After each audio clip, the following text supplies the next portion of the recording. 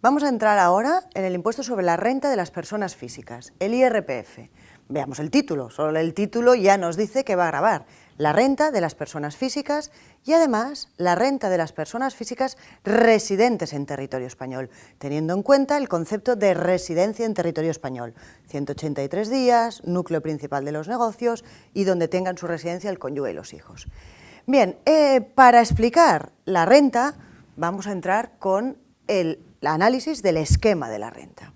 La renta, en ella deben tributar todas aquellas personas físicas residentes que tengan determinado nivel de ingresos.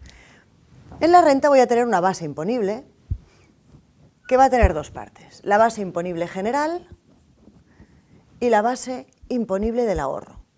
Bien, ¿por qué tiene dos partes?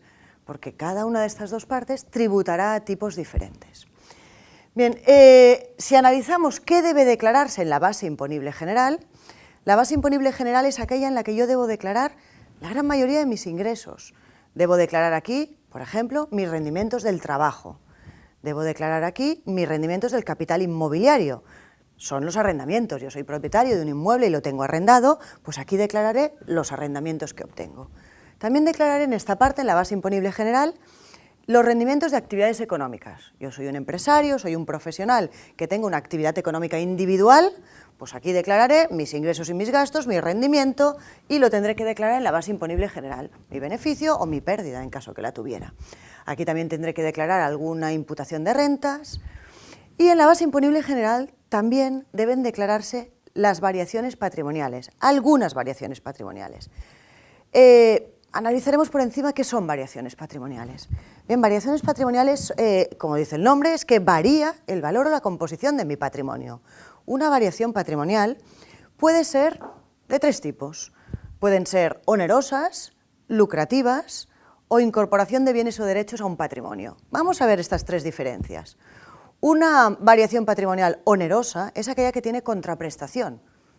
Lo normal es que la contraprestación sea dinero. Me vendo una finca a cambio de dinero, me vendo unas acciones a cambio de dinero. Con contraprestación, también sería con contraprestación una permuta. Transmito una finca y a cambio obtenga otra. Eso es una variación patrimonial onerosa. Luego están las lucrativas. Las lucrativas son las variaciones patrimoniales que no tienen contraprestación. Es decir, transmito algo y a cambio no me dan nada. Por ejemplo, una donación.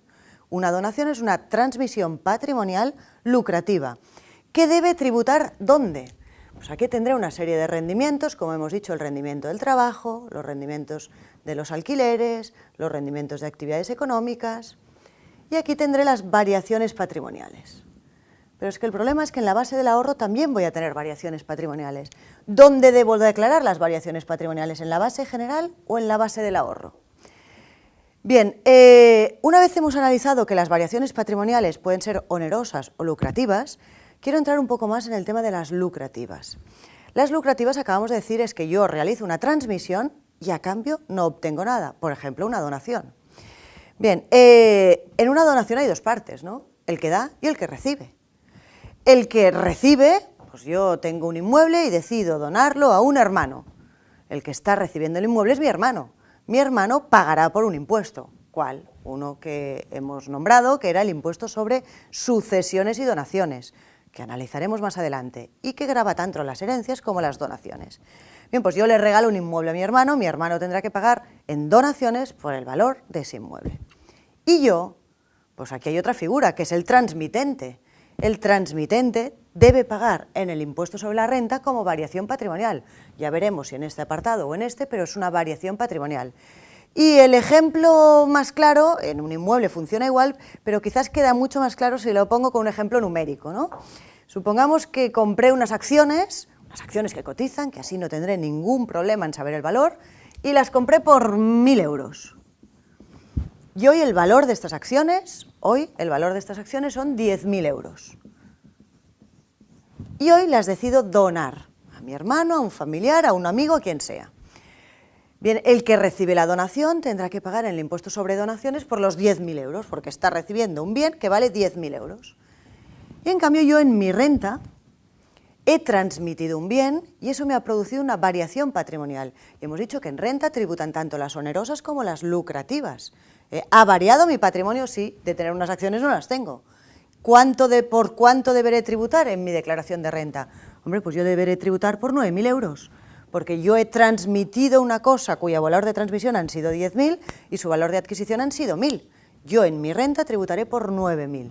Ahora veremos si en este lado o en este, pero que nos quede claro que cuando hay una transmisión hay dos sujetos, el que recibe y el que da. El que recibe tributará en donaciones, el que da tributará en renta si es que ha tenido una ganancia patrimonial. Yo he transmitido por un valor superior a mi valor de adquisición. Bien, una vez tenemos claro que en variación patrimonial tanto puede ser las onerosas, las lucrativas o, en tercer lugar, como he dicho antes, la incorporación de bienes o derechos a mi patrimonio. ¿Esto de incorporación de bienes o derechos qué es? Pues cualquier obtención de renta que yo no la pueda clasificar o como trabajo, como inmobiliario, como mobiliario, por ejemplo, un premio, ¿no? Yo voy a un concurso televisivo y me toca un premio, se ha incorporado un bien a mi patrimonio, me ha tocado un premio de 100.000 euros, pues es una incorporación de bienes o derechos y eso no proviene ni de mi trabajo, ni de alquileres, ni de mi actividad económica. Eso también es una variación patrimonial y también debe declararse en la renta. ¿Dónde deben declararse? Porque no es lo mismo declararse en la base general que declararse en la base del ahorro.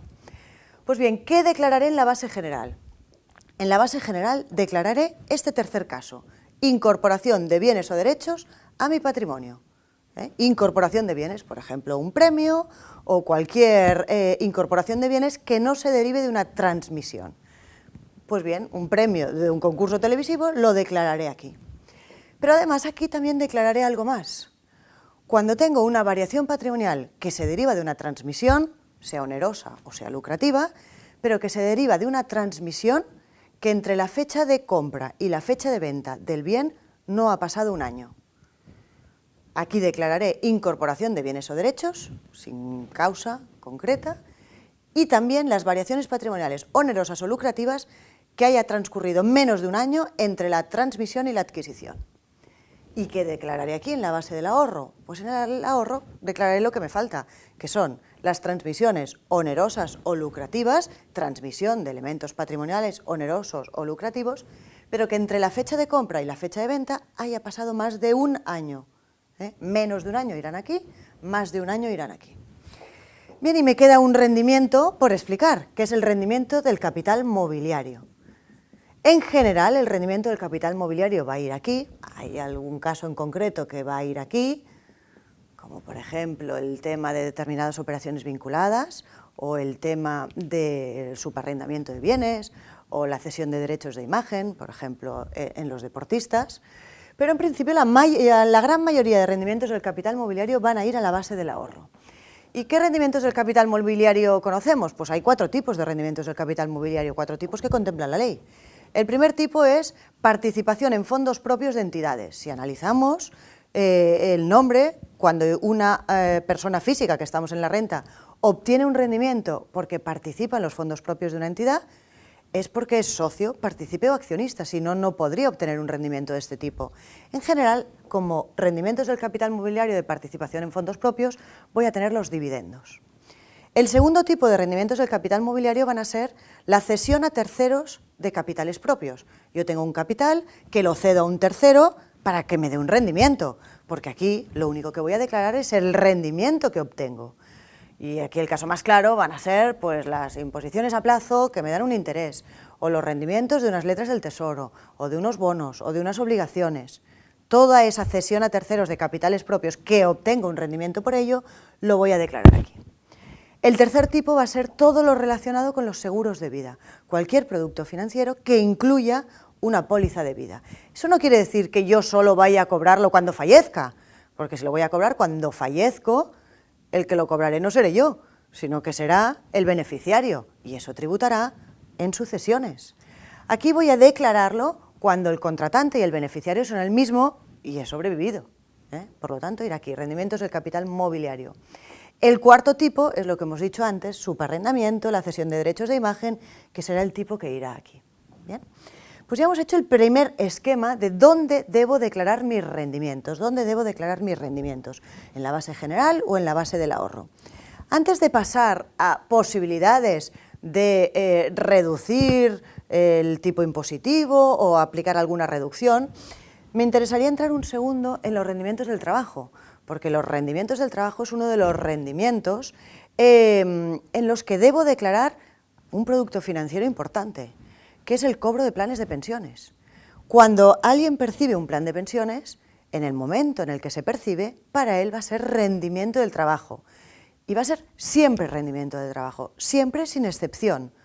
Vamos a analizar el siempre sin excepción. Es evidente que cuando yo pongo dinero a un plan de pensiones, yo lo iré poniendo, hoy veremos que cuando lo pongo me lo puedo descontar o no, ya veremos cómo, pero el tema es, ¿y el día que yo lo cobre? ¿Por qué se puede cobrar un plan de pensiones? Pues solo se puede percibir los rendimientos de un plan de pensiones cuando suceda la contingencia. ¿Cuál es la contingencia? Pues la más normal es fallecimiento, jubilación, paro prolongado, discapacidad. Vamos a hablar de las dos más habituales, que es o el fallecimiento o la jubilación. Yo he ido poniendo dinero a un plan de pensiones y llega el momento de la jubilación y lo percibo. Pues el día en que yo perciba ese plan de pensiones que yo he tenido acumulado durante X años, lo voy a tener que declarar como un rendimiento del trabajo más, porque así lo califica la ley como rendimiento del trabajo. Pero la segunda opción es, yo he ido poniendo dinero a un plan de pensiones y fallezco. No lo cobraré yo, sino el beneficiario del plan de pensiones, el que yo haya designado como beneficiario. Pues bien, si el que cobra el plan de pensiones es el beneficiario, ¿dónde debe tributar? Debe tributar igual como rendimiento del trabajo. O sea, el cobro de cantidades de planes de pensiones siempre, sin excepción, tributa como rendimiento de trabajo. Quizás en este segundo caso, alguno hubiera pensado, hombre, lo pago yo, pero lo cobra otro, ese otro lo tendrá que declarar en sucesiones. Bien, es una excepción del impuesto sobre sucesiones. Los planes de pensiones siempre tributan como rendimiento del trabajo. Bien, más o menos hemos clasificado dentro de la base general o dentro de la base del ahorro lo que debe tributar de todas mis rentas. Vamos a seguir con el esquema. Una vez hemos declarado todas mis rentas en un apartado o en otro, en la base general o en la base del ahorro, el siguiente apartado será aplicar las reducciones. Las reducciones. Y eso me dará la base liquidable general. ¿Qué reducciones puedo aplicar para obtener de la base imponible la liquidable? Bien, pues las reducciones son limitadas, son las tasadas por la ley. La primera de las reducciones que puedo aplicar es la reducción por declaración conjunta. Sabemos que la renta es un impuesto que puede hacerse de forma individual o de forma conjunta. ¿Con quién lo puedo hacer conjunta? Pues solo lo puedo hacer conjunta con los miembros de mi unidad familiar. ¿Y quién forma unidad familiar? Pues unidades familiares en el IRPF hay dos tipos de unidades familiares. El primer tipo son los matrimonios casados, si es que los tienen con hijos menores de 18 años.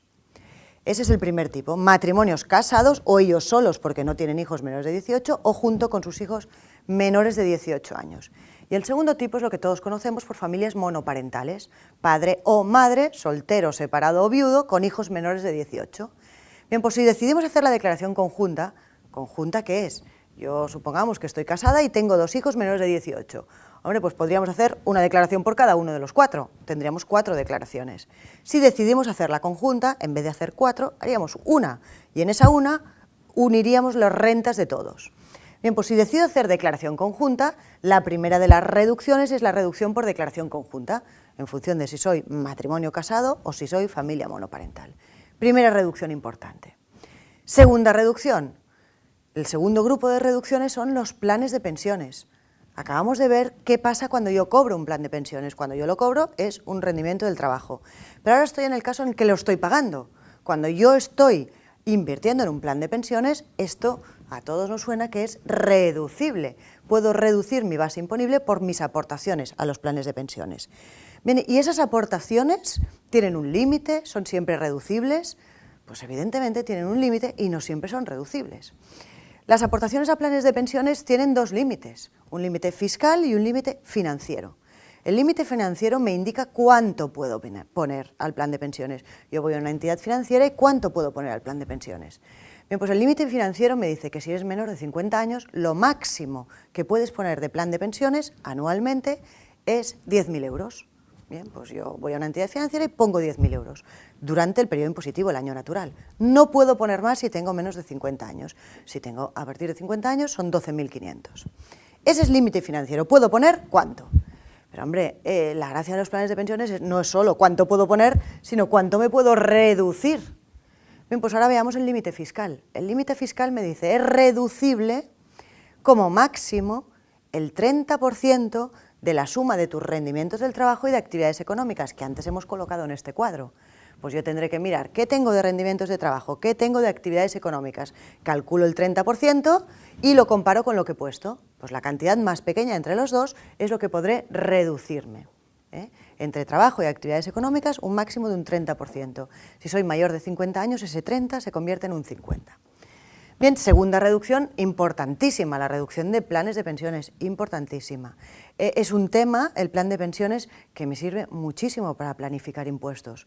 Yo que intentaré en los planes de pensiones, intentaré que en el momento en el que estoy poniendo el plan de pensiones y por lo tanto reduciéndomelo en mi base imponible, sea un momento en el que mi tipo impositivo sea elevado para poderme reducir una cantidad importante.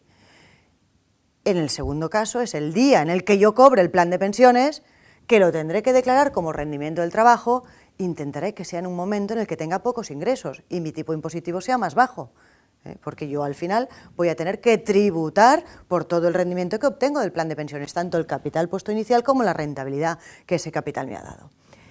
Bien, entonces en reducciones hemos dicho declaración conjunta, todo el tema de los planes de pensiones.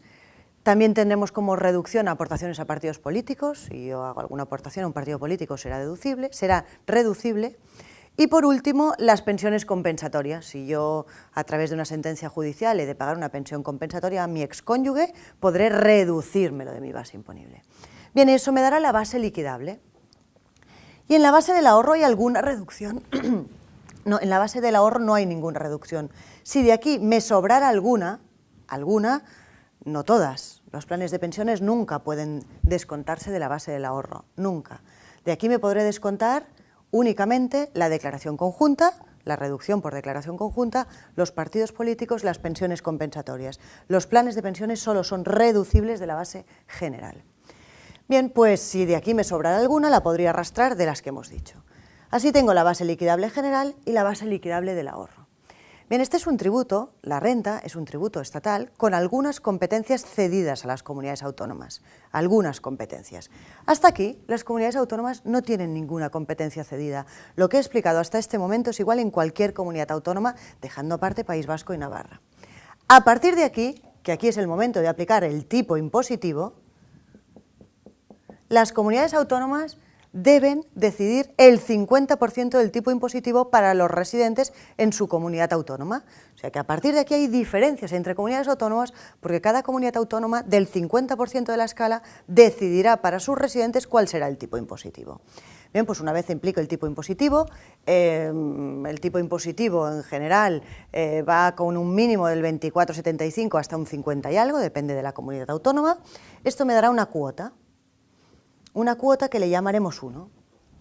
A la base liquidable del ahorro también le aplicaré el tipo impositivo, tipos impositivos que depende del periodo impositivo están normalmente entre un 21 y un 27%, y esto me dará una cuota que llamaremos 2. Bien, pero me falta un elemento esencial de la renta, que es la parte por la que voy a tributar a tipo 0, el mínimo que necesito y por el que no voy a tributar. Y ese es el mínimo personal y familiar. El mínimo personal y familiar es otra de las competencias que tienen las comunidades autónomas y que pueden modificar.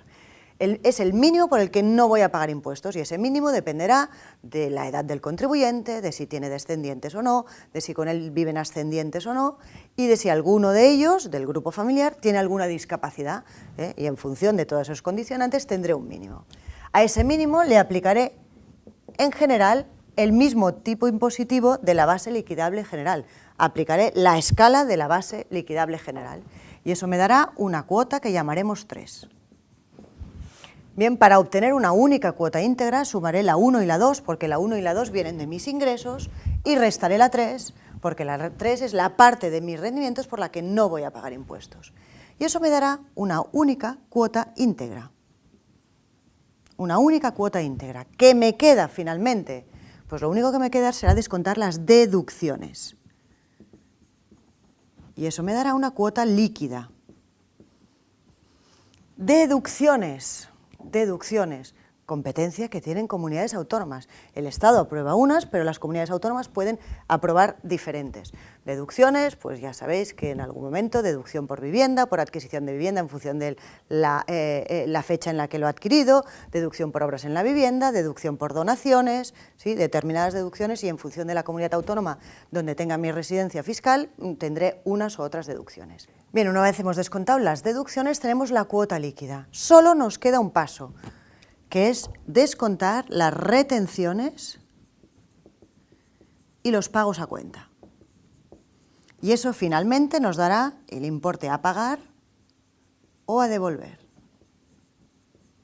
Bien, si la renta sale a pagar, quiere decir que tengo la cuota líquida es superior a las retenciones. He tenido pocas retenciones y por eso me sale a pagar. Si la renta me sale a devolver, quiere decir que he tenido un exceso de retenciones y me están devolviendo lo que yo he anticipado de impuestos, porque las retenciones y los pagos a cuentas son únicamente eso, un adelanto de impuestos, que cuando llegue el momento de la declaración de la renta ya tengas anticipada la mayor parte de tu declaración de renta. Por ejemplo, veamos el caso más claro, en un sueldo, ¿no? Yo tengo mi sueldo bruto y cobro 100, pero en mi cuenta corriente no entran 100, entran 80. La diferencia entre el bruto y el neto, una de las diferencias entre el bruto y el neto es la retención, el adelanto de impuestos. Bien, si yo quiero saber exactamente en cuánto estoy contribuyendo al sostenimiento de los gastos públicos a través de mi declaración de renta, no es la última línea, pagar o devolver, es la cuota líquida, ¿eh? Pagar o devolver es solo si he tenido un exceso o un defecto de retenciones, pero mi aportación ha sido la cuota líquida antes de las retenciones y pagos a cuenta. Con este esquema tan reducido de la renta, queremos llamar la atención en varios apartados. El primero es que no confundamos una reducción con una deducción. Las reducciones, entre ellas el plan de pensiones, reducen mi base imponible para obtener la liquidable y mirar que están antes del cálculo del tipo impositivo. En cambio, las deducciones es una detracción de la cuota, menos a pagar, ¿eh? Conceptos muy diferentes, reducción que deducción, que lo que hace es disminuir mi cuota. Y por último, las retenciones, como ya hemos dicho, es un adelanto de impuestos. Bien, vemos que antes de realizar cualquier operación con contenido económico que pueda afectar a la renta, planifiquémosla, calculémosla, analicemos cuántos impuestos voy a pagar y con eso decidiré si me sale a cuenta o no continuar con esa operación con contenido económico.